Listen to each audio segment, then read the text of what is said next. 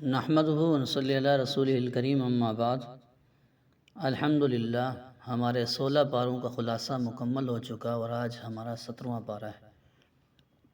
یہ 17واں پارہ سورہ انبیاء سے شروع ہو رہا ہے۔ اس سورہ کے اندر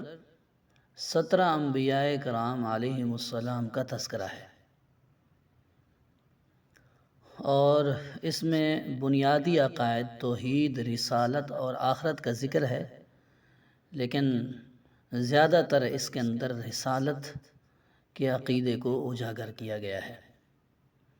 آغاز میں قیامت کے قریب ہونے کا تذکرہ کیا گیا ہے کہ قیامت بہت قریب ہے، اس کی تیاری کیجئے، تیاری کی طرف توجہ دلائی گئی، اور پھر توحید خداوندی پر عقلی دلائل پیش کیے گئے کہ اللہ کی ذات اکیلی ہے، وہ وحدہ لا شریک ہے۔ اس پر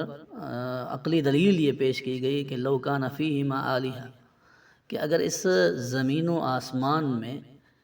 کئی خدا ہوتے اللہ کے ماں سوا، اگر کئی خدا ہوتے تو پھر زمین و آسمان میں فساد مچ جاتا، اس لیے کہ یا تو دونوں ڈیسائیڈ کر لیتے، یعنی دونوں اس بات پر اتفاق کر لیتے کہ اس طرح چلانا ہے، تو اب ایک کی مرضی گویا کہ دوسرے پر مسلط ہوگی تو دوسرا خدا ہی نہ ہوا، اور اگر دونوں اپنی مرضی کرتے ہیں تو ہر ایک پھر اپنی کائنات کو اپنی طرف لے جائے گا، تو دونوں اکٹھے نہیں چلا سکیں گے۔ تو یا تو دونوں کا اتفاق ہو جاتا ہے یا اختلاف ہو جاتا ہے، اتحاد ہو جاتا ہے تو پھر اس صورت میں جس کی بات پر اتحاد ہوگا، اتفاق ہوگا، تو گویا کہ دوسرا خدا نہ ہوا، اور اگر اختلاف ہوا تو اختلاف ہونے کی صورت میں پھر فساد ہی فساد ہے نتیجتاً۔ آگے پھر قیامت کی تیاری کی طرف توجہ دلائی گئی کہ قیامت قریب ہے اور اس کی تیاری کیجئے، اور انبیاء کرام کے مختلف انبیاء کرام کے حالات و واقعات بیان کیے گئے، حضرت نوح علیہ السلام، حضرت ابراہیم علیہ السلام، اس طرح دیگر انبیاء کرام، حضرت موسیٰ علیہ السلام، ان حضرات کے یہاں پر تذکرے ہیں، اور حق و باطل کے گویا کے مارکے، جس کے اندر حق کو واضح فتح اور باطل کو واضح شکست دکھلائی گئی، بتلائی گئی کہ جس نے حق کا ساتھ دیا وہ ہمیشہ کامیاب ہوا۔ اور پھر اس قرآن کریم کے کلام الہی ہونے پر دلیل دی گئی، اور وہ جو کہتے تھے کہ آپ خود اپنی طرف سے گھڑ لاتے ہیں، اس کی نفی کی گئی کہ یہ وہ کلام نہیں ہے، وہ کلام نہیں ہے جسے انسان خود بنا سکے۔ اور آگے آپ صلی اللہ علیہ وسلم کو ان کفار کے طعنہ دینے پر تسلی دی گئی کہ اس طرح پہلے انبیاء کرام کے ساتھ بھی ہوتا ہوا آ رہا ہے کہ پہلے انبیاء کرام کو بھی یہ لوگ ایسے ہی تنگ کرتے تھے۔ اور پھر اس سورہ کے آخر میں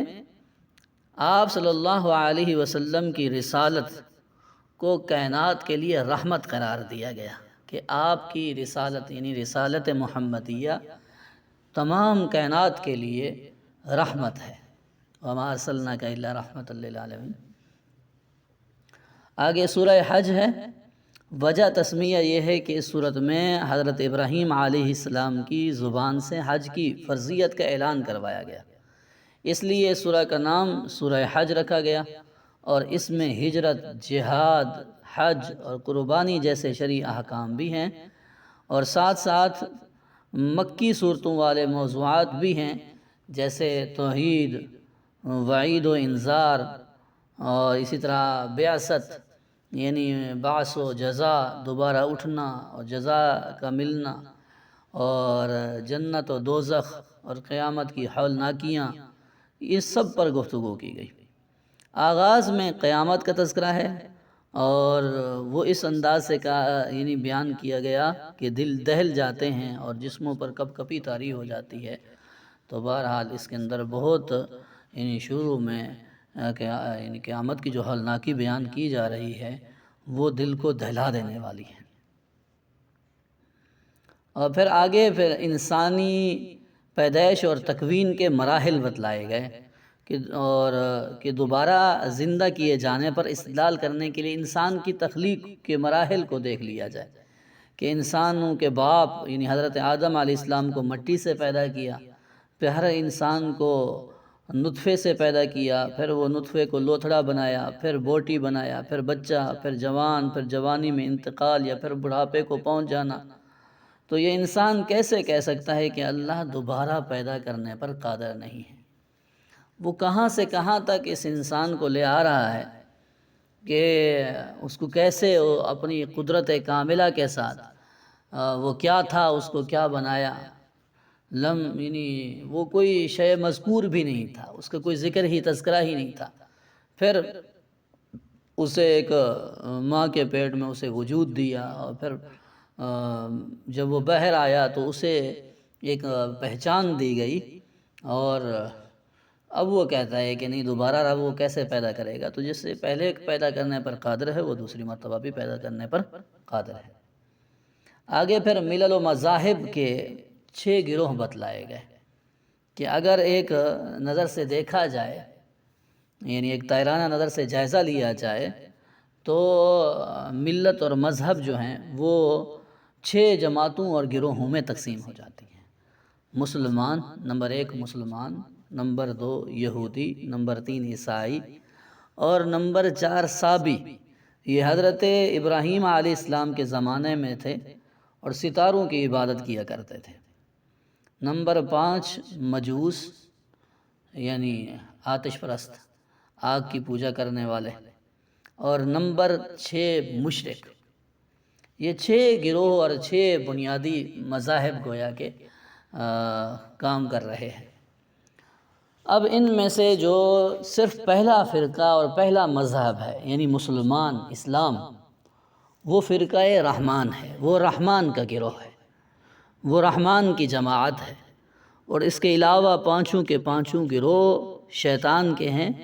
اور وہ ناکام و خیب و خاسر ہیں۔ جس طرح کہ شیطان خود خیب و خاسر اور ناکام ہے، اسی طرح ان کے یہ گروہ بھی خیب و خاسر ہونے والے اور ناکام ہونے والے ہیں۔ تو یہاں تک اس کی بات مکمل ہوئی کہ اس کے اندر ملل اور مذاہب پر بھی گفتگو کی گئی، اور سمجھایا گیا کہ اس طرح ان کی تقسیم ہے، اور اس تقسیم کے اندر صرف ایک گروہ اور ایک جماعت جو کہ فرقہ رحمان ہے، رحمان کی جماعت ہے، وہی کامیاب ہے۔ اس کے علاوہ جو شیطانی فرق ہیں، شیاطین کے جماعتیں ہیں، تو وہ کبھی بھی کامیاب نہیں ہیں، اور آخرت میں اگر قابل قبول ہوگا تو وہ صرف اسلام ہوگا، کہ اسلام ہی کو اللہ نے بطور مذہب کے پسند فرما لیا، اور یہی لوگوں کی کامیابی اور نجات کا ذریعہ ہوگا۔ تو یہاں تک ہمارا یہ 17ویں پارے کا خلاصہ مکمل ہوا۔ باقی انشاءاللہ کل جو ہوگا وہ 18واں پارہ پڑھیں گے۔